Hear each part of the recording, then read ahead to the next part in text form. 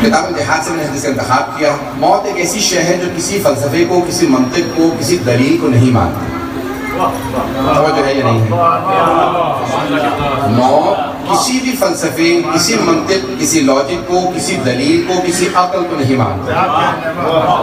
پھر دوبارہ سن لیجیے گا. کسی منطق کو، کسی فلسفے کو، کسی دلیل کو، کسی عقل کو، کسی لاجک کو موت نہیں مانتی. عقل یہ کہتی ہے کہ باپ کو پہلے جانا چاہیے، بیٹا پہلے چلا جاتا. عقل یہ کہتی ہے بیمار کو پہلے جانا چاہیے، صحت مند پہلے چلا جاتا. عقل یہ کہتی ہے بوڑھے کو جانا چاہیے، جوان چلا جاتا ہے. عزیزان گرامی، موت کسی بھی حکمت، فلسفے، منطق کو نہیں مانتی. موت کا اپنا اصول ہے، اور آخر الزمان سے متعلق ایک اصول ہے کہ ناگہانی اموات زیادہ ہوں گی. علامات میں سے بارے میں امام علیہ السلام کی کہ انسان خود تعجب کرے گا کہ کیسے انتقال کر گئے. عزیزان گرامی، اس لیے ہمیشہ انسان ہر حالت میں موت کے لیے آمادہ رہے. میں نے جس حدیث کا انتخاب کیا اسی کا ترجمہ کروں گا، اسی بات کو لے کے آگے بڑھوں گا کہ ختمی مرتبت نے فرمایا ہے. کب فرمایا؟ وہاں اصول فروع کافی کے اس بات میں یہ درج ہے کہ جب جناب ختمی مرتبت کے دوسرے صاحبزادے، رسول خدا کے 3 بیٹے ہیں، 2 جناب خدیجہ کبریٰ سے ہیں اور 1 جناب ماریہ سے. جناب خدیجہ سے 2 بیٹوں کے نام ہیں قاسم و عبداللہ، اور جناب ماریہ سے حضرت ابراہیم علیہ السلام. توجہ ہے لوگ؟ اب جناب قاسم کا انتقال ہوا، جناب خدیجہ یاد کر کے بہت روتی تھی. لیکن جب جناب عبداللہ کا انتقال ہوا، دوسرے بیٹے کا، تو بہت زیادہ روتی تھی.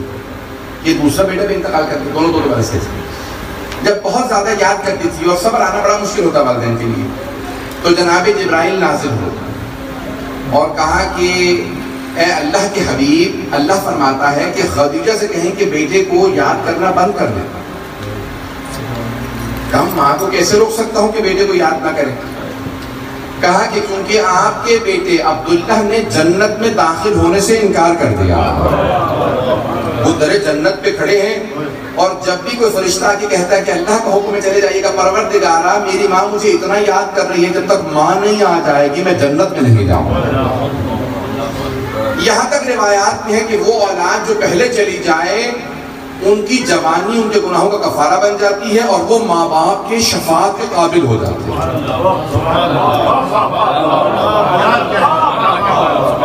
وہ یہ تعجب نہ کرے. میں تو سوال مجھے ان مسلمانوں پہ آتا ہے کہ جو کہتے ہیں کہ آیا محمد والے محمد شفاعت کر سکتے ہیں. یہ نہیں، ارے محمد والے محمد کے ماننے والے بھی شفاعت کر سکتے ہیں.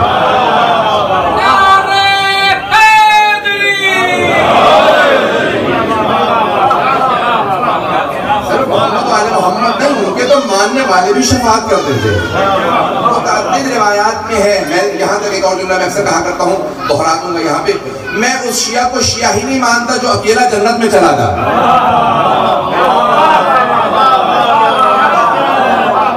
جنت میں جانا کون سا کمال کیا؟ کم از کم 10 12 15 کو ساتھ تو لے کے جائیے. شیعہ وہ ہے جو کم از کم کئی افراد کو ساتھ لے کے جائے، وہ شیعہ. رجلان گرامی، آل محمد کے تو ماننے والے بھی شفاعت کر سکتے ہیں. کیا جناب ابو ذر شفاعت نہیں کریں گے؟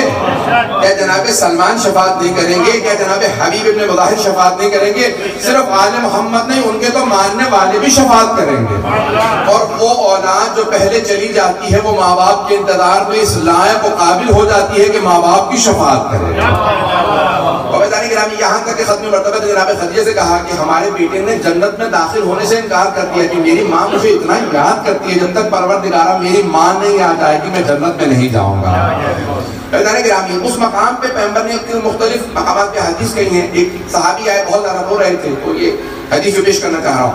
کہا میرا بیٹا شہید ہو گیا. ظاہراً احد کے میدان میں یا کسی میدان میں شہید ہو گیا ایک صحابی کے ساتھ آتے.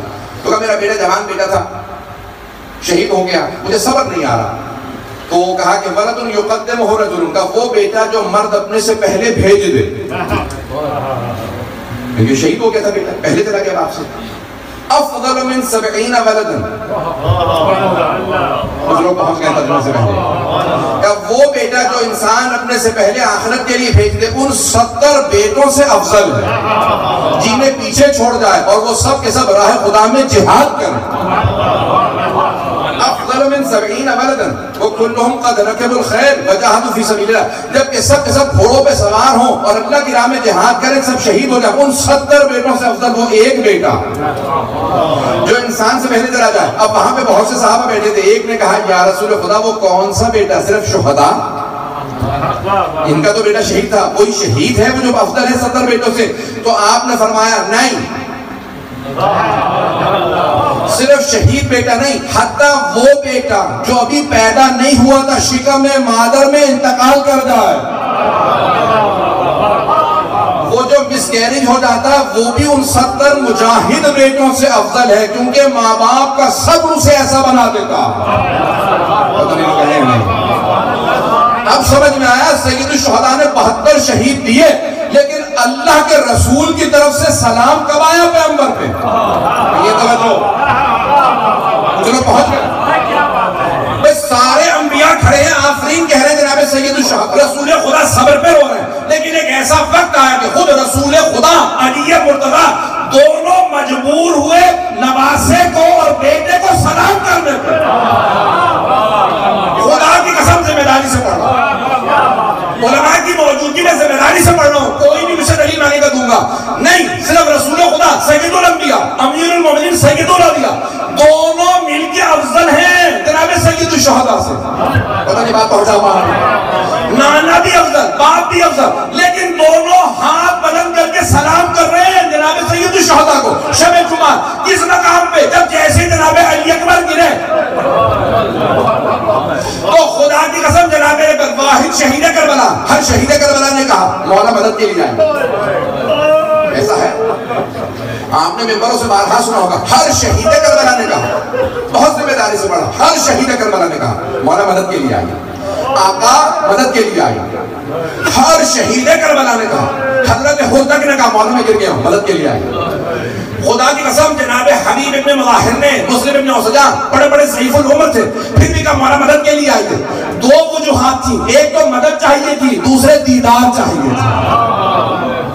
میں جانتا ہوں آنکھوں میں آنسو، لیکن دیدار چاہتے تھے، آخری لحظے میں یہ رہے حجت خدا میں پہنچ جائیں گے، سب نے مدد کے لیے بلایا، یہاں تک کہ تمام آپ کے بھائیوں نے آپ کو مدد کے لیے بلایا، مولا کے 7 بھائی شہید میدان کربلا، سب نے مدد کے لیے، بھتیجوں نے مدد کے لیے بلایا، جناب قاسم عبداللہ نے مدد کے لیے بلایا، بھانجوں نے جناب عون محمد نے مدد کے لیے بلایا، سب نے مدد کے لیے بلایا۔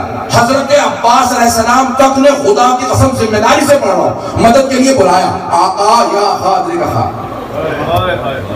زندگی میں پہلی مرتبہ میں آپ سے کوئی کام کہہ رہا ہوں مولا، میری ماں نے کہا تھا کبھی کام نہ کرنا، مولا نے میری مدد کے لیے آئی، آنکھ میں تیر لگا ہے، بازو نہیں ہے کہ میں نکال سکوں۔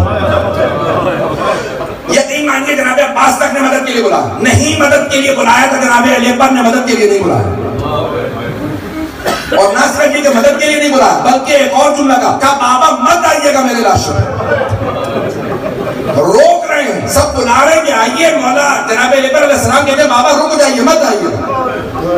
کیوں روکا؟ میں سوچا کرتا تھا جب سب مدد کے لیے بلا رہے ہیں، جناب علی اکبر بھی بلا رہے تھے، جناب علی اکبر کہیں گے نہیں جانتا ہوں بوڑھے باپ جوان بیٹے کا معاملہ، جانتا ہوں باپ کو نہیں بلا